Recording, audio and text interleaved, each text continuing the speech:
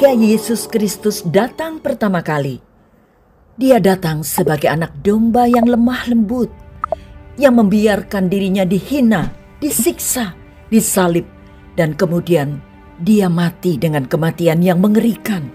Namun seperti yang digambarkan dalam kitab suci, ketika Yesus Kristus datang kembali, Dia akan datang kembali sebagai Raja segala raja dan Tuan di atas segala tuan. Wahyu 17 ayat 4 dan Wahyu 19 ayat 16. Dia akan kembali sebagai singa dari suku Yehuda yang penuh kemenangan. Wahyu 5 ayat 5. Semua raja dan bangsawan akan berlutut dan sujud kepadanya, suka atau tidak suka.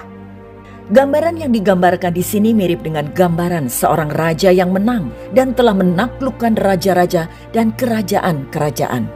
Semua raja yang ditaklukkan dan dikalahkan harus mengakui dan berlutut di hadapan raja yang menang, atau menghadapi kematian atau kaki mereka akan dipatahkan. Inilah gambaran yang digambarkan dalam ayat-ayat yang dikutip oleh Paulus dari kitab Yesaya. Ini adalah gambaran yang sama tentang raja segala raja dan tuan segala tuan yang menaklukkan dan menang di dalam kitab Wahyu. Ungkapan setiap lutut akan bertelut berasal dari kitab Perjanjian Lama Yesaya. Pada paruh terakhir kitab ini, yakni pasal 40 hingga 66, Allah bernubuat melalui Yesaya tentang penghiburan yang akan datang kepada umatnya, Israel, yang berada dalam pengasingan di Babel. Ungkapan tersebut terdapat dalam Yesaya 45 ayat 23. Demi aku sendiri aku telah bersumpah, dari mulutku telah keluar kebenaran, suatu firman yang tidak dapat ditarik kembali, dan semua orang akan bertekuk lutut di hadapanku dan akan bersumpah setia dalam segala bahasa. Dorongan utama dari keseluruhan ayat ini adalah bahwa Allah adalah satu-satunya yang dapat menyelamatkan umatnya, berbeda dengan berhala-berhala yang disembah oleh bangsa-bangsa. Tuhan adalah Tuhan dan tidak ada yang lain. Yesaya 45 ayat 5 hingga 6, ayat 18 dan ayat 22. Siapa yang berpaling dari berhalanya akan diselamatkan. Mereka yang tidak melakukannya akan malu. Intinya adalah, di hadapan Tuhan setiap lutut harus bertelut dan setiap lidah bersumpah setia kepada Tuhan. Rasul Paulus mengutip ayat ini 2 kali dalam tulisannya. Sekali dalam Roma 14 ayat 11 dan sekali lagi dalam Filipi 2 ayat 10 hingga 11. Konteks dari Filipi 2 adalah seruan terhadap kerendahan hati umat Kristen dan bagaimana kita tidak boleh menganggap diri kita lebih baik daripada orang lain. Sebaliknya, kita harus mengutamakan kepentingan orang lain di atas kepentingan kita sendiri. Dalam ayat 5 hingga 11, Paulus menggunakan Kristus sebagai teladan utama tentang kerendahan hati yang hendaknya kita ikuti. Kristuslah yang dalam rupa Allah mengosongkan dirinya dan mengambil wujud seorang hamba. Dengan melakukan hal ini, ia menjadi taat kepada Tuhan sampai pada titik kematian. Ini dia lakukan demi umatnya. Penting untuk memperhatikan tema utama dari bagian ini, penghinaan dan peninggian Kristus. Kristus pertama-tama merendahkan dirinya dan kemudian menyerahkan dirinya dalam ketaatan penuh kepada Bapa. Setelah itu, Bapa sangat meninggikan dia di atas segalanya, keilahian dan keagungan Yesus. Meskipun Yesus meninggalkan tahtanya di surga dan datang ke bumi sebagai manusia yang kemudian mati karena dosa-dosa kita dan bangkit kembali, kita dapat yakin bahwa Yesus sekali lagi duduk di sebelah kanan Bapa. Ayat ini menegaskan keilahian Yesus dan keagungan Yesus. Dalam surat Filipi pasal kedua, Paulus menyerukan jemaat Filipi untuk lebih rendah hati.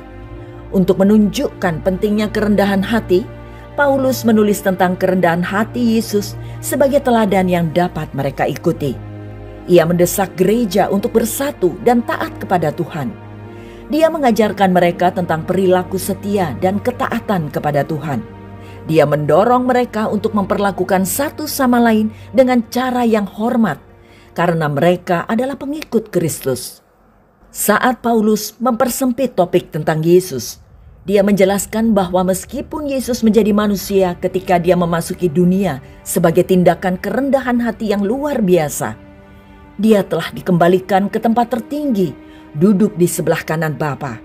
Bahkan nama Yesus lebih agung dari nama lainnya. Filipi 2 ayat 9. Paulus selanjutnya meneguhkan keagungan Yesus dengan menyatakan bahwa sebenarnya setiap lutut akan bertelut dalam nama Yesus dan semua orang akan mengakui dengan lidahnya bahwa Yesus adalah Tuhan. Dengan demikian, Paulus sedang menyatakan keilahian Yesus ketika ia mengatakan bahwa setiap lutut akan bertelut dan setiap lidah akan mengakui Dia sebagai Tuhan. Ini merupakan indikasi yang jelas tentang apa yang akan terjadi pada kedatangan Kristus yang kedua kali. Pada kedatangan pertama, Kristus datang dalam kehinaan dan mati secara hina di kayu salib demi dosa dunia.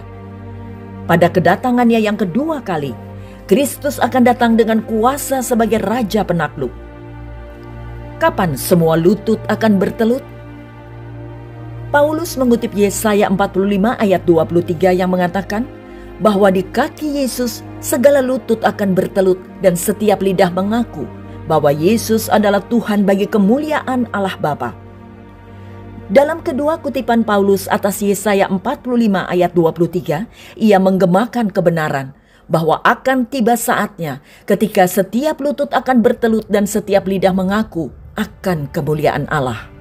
Ayat ini berbicara tentang masa depan, khususnya ketika kedatangan Yesus kedua kali. Garis waktu ini menambah pemahaman mengapa setiap lutut akan bertelut ketika Yesus datang kembali. Kedatangan yang terlihat ini akan memaksa semua orang untuk mengakui bahwa Yesus adalah Tuhan. Tidak akan ada keraguan, tidak ada perdebatan, dan tidak ada pertanyaan ketika Yesus datang kedua kali bahwa Dia benar-benar seperti yang Dia katakan. Meskipun ada orang-orang dari setiap generasi yang meragukan siapa Yesus sebenarnya atau menolak pesan Injil, tetapi ketika Yesus datang kembali, tidak akan ada lagi perselisihan tentang siapa Yesus itu. Tidak ada seorang pun akan dapat menyangkal siapa Yesus ketika Dia datang kembali. Oleh karena itu, setiap lutut akan bertelut dan setiap lidah akan mengaku bahwa Yesus memang Tuhan atas semua. Siapa saja yang akan bertekuk lutut? Filipi 2 ayat 9 hingga 11. Itulah sebabnya Allah sangat meninggikan Dia dan mengaruniakan kepadanya nama di atas segala nama, supaya dalam nama Yesus bertekuk lutut segala yang ada di langit dan yang ada di atas bumi dan yang ada di bawah bumi, dan segala lidah mengaku Yesus Kristus adalah Tuhan bagi kemuliaan Allah Bapa. Siapa sajakah yang tercakup dalam ayat ini? Ayat ini menyatakan bahwa segala yang di surga dan yang di bumi dan yang ada di bawah bumi akan bertekuk lutut di hadapan Yesus dan mengaku bahwa Dia adalah Tuhan. Yang ada di surga mengacu pada makhluk surgawi dan malaikat. Yang ada di bumi mengacu pada manusia. Yang ada di bawah bumi kemungkinan besar mengacu pada makhluk iblis dan para malaikat jatuh lainnya. Intinya, bagian ayat ini menyampaikan dengan cara yang paling komprehensif bahwa semua akan tunduk kepada Yesus, bukan hanya manusia. Jelasnya, ayat ini tidak menyampaikan bahwa semua orang akan diselamatkan. Sebaliknya, hal ini menegaskan bahwa bahkan mereka yang memilih untuk tidak menjadikan Yesus sebagai Tuhan mereka, suatu hari nanti akan berlutut di hadapannya dan mengakui siapa Yesus itu. Pada akhirnya, baik diselamatkan atau tidak, setelah kedatangan Kristus kembali, semua orang akan menyadari bahwa Dialah satu-satunya Tuhan dan Juru Selamat. Ketika hal itu terjadi, hal itu akan terjadi seperti yang dinubuatkan oleh Tuhan kita sendiri dalam khotbah di Bukit Zaitun, Matius 25 ayat 31 hingga 46, dan seperti penglihatan yang diterima Rasul Yohanes dalam Wahyu 20 ayat 11 hingga 15. Mengapa setiap lutut akan bertekuk? Hal ini menimbulkan pertanyaan mengapa semua makhluk surgawi dan umat manusia akan bersujud di hadapan Yesus. Ketika berhadapan langsung dengan Kristus, manusia akan terbagi menjadi dua golongan. Yang pertama adalah mereka yang dengan rela berserah diri, yang lainnya adalah karena terpaksa atau rasa takjub akan kehadirannya. Yang satu karena pilihan, yang lainnya tidak.